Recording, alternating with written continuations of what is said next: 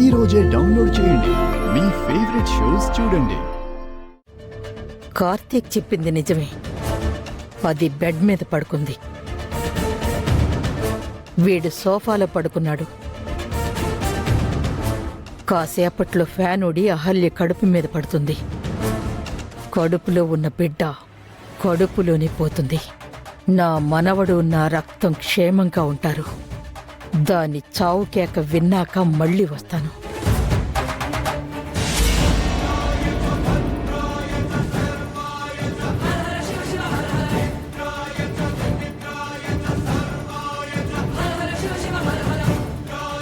అహల్య గారు, ఏంటండి నిద్ర పట్టట్లేదా?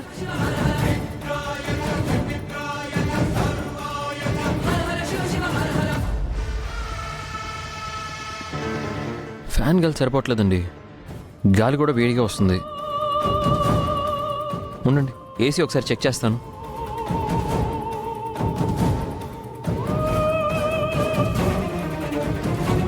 నీకన్నీ మీ అయ్యి పోలికలే వచ్చాయి. టైం కాని టైంలో అవి కావాలి ఇవి కావాలని అడుగుతావు.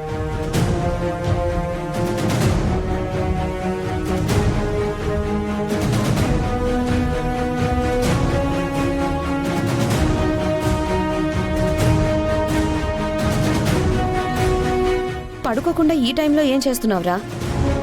ఏసీ పనిచేయట్లేదక్క. ఫ్యాన్ గాలి కూడా వేడిగా వస్తుంది. అహల్యకేమో నిద్ర పట్టట్లేదంట. అందుకే ఏసీ రిపేర్ చేద్దామని చూస్తున్నాను. రిపేర్ అవుతుందా? ఏమో అక్క, తెలీదు. ఏదో పెద్ద ప్రాబ్లంలానే ఉంది. రేపు ఎలక్ట్రీషియన్ని పిలిపించి చూపించాలి.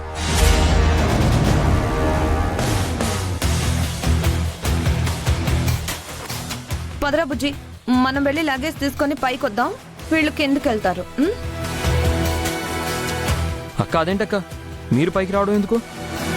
ఎలాగో కాసేపు ఆగితే నువ్వే మా రూమ్ దగ్గరకు వచ్చి తలుపు తట్టి నిద్రపోతున్న మమ్మల్ని లేపి, అక్క మా రూమ్ లో ఏసీ రావడం లేదు, మా ఆవిడ అసలే ఒట్టి మనిషి కూడా కాదు, కడుపుతో ఉంది, తను నిద్రపట్టుకు ఇబ్బంది పడుతుంది, తను నిద్రపోకపోతే కడుపులో ఉన్న బిడ్డకు కూడా ఇబ్బందిగా ఉంటుంది, ప్లీజ్ దయచేసి ఏమీ అనుకోకుండా పైకి రండి అని పిలుస్తావు. ఇప్పుడు నేను అలా ఏం అనలేదు కదక్క. అడుగుతావురా. నీ పెళ్ళాం కోసం నువ్వు ఏమైనా చేస్తావు.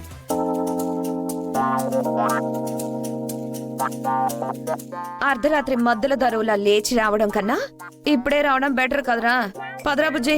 అది కాదక్క. వద్దులేరా, నీ సంగతి నాకు తెలీదా? నువ్వేమైనా చేస్తావు. అక్క అక్క, అది కాదు. బావేమనుకుంటాడో ఏమో. మేము అలా అనుకునేవాళ్ళవే అయితే మొన్న నువ్వు మమ్మల్ని పైకి పంపించేవాడివే కాదు. అయినా ఇప్పుడు అనుకుని ఏముందిలే. పదరా.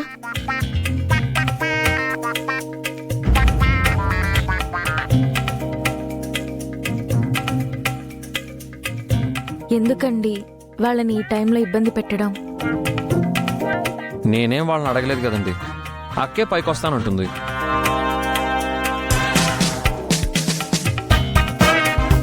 సరే, ఇక వెళ్ళండి. మీ రూము మీ ఇష్టం.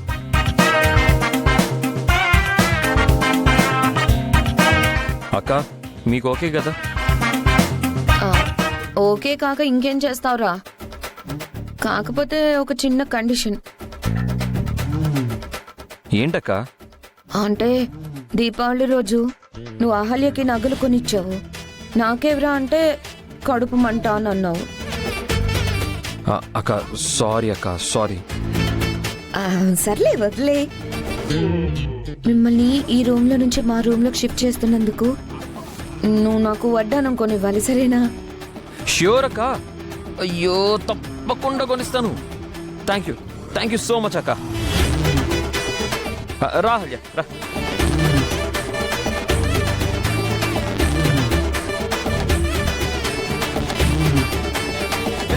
థ్యాంక్స్ అక్క, థ్యాంక్ యూ.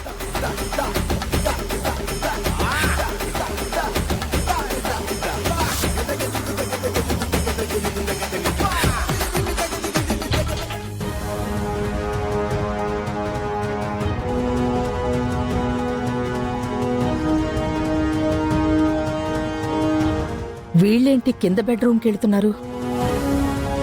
పైన బెడ్రూమ్లో ఎవరున్నారు?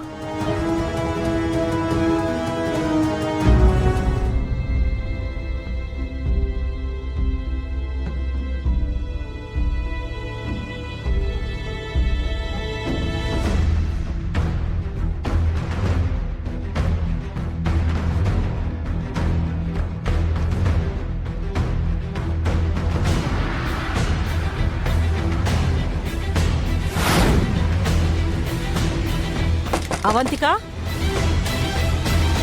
అవంతిక, తలుపు తీవే.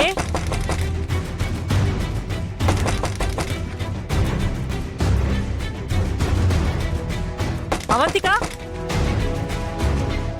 ఏం నానమ్మా? మీరేంటి ఈ రూమ్లోకి వచ్చారు? ఏముంది, పోయినసారి ఆవిడ గారు మెట్లు ఎక్కలేరని చెప్పి కింద నుంచి పైకి పంపించాడు. ఈసారేమో ఈ గదిలో ఏసీ పని చేయట్లేదు, ఫ్యాన్ గాలి సరిపోవట్లేదు అని మళ్ళీ పైకి పంపించాడు మీ మనోడు. అయినా ఏసీ పనిచేయని గదిలో మీరెలా పడుకుంటారే? అబ్బా, ఏం చేస్తాం, తప్పదు మరి. అమ్మ మావయ్యతో గోల్డ్ డీల్ మాట్లాడుకుందిలే జేజీ. గోల్డ్ డీలా? ఏంట్రా అది? రీ, నువ్వు నోర్మి.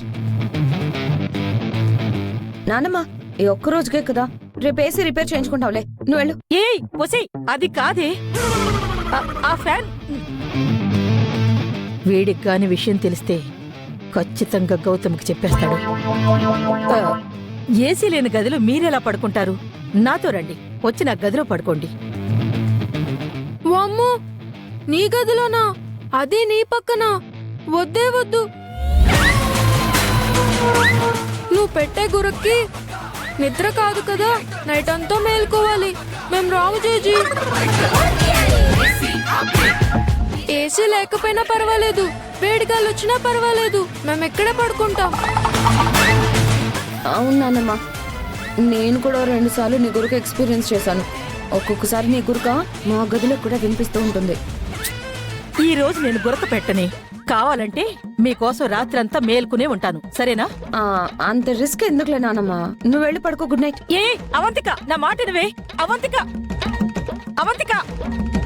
ఛా, ఇప్పుడెలా?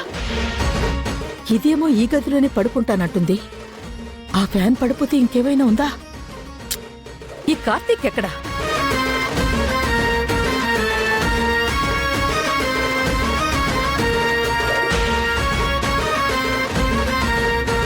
ఏంటి కార్తీక్ ఫోన్ లిఫ్ట్ చేయట్లేదు?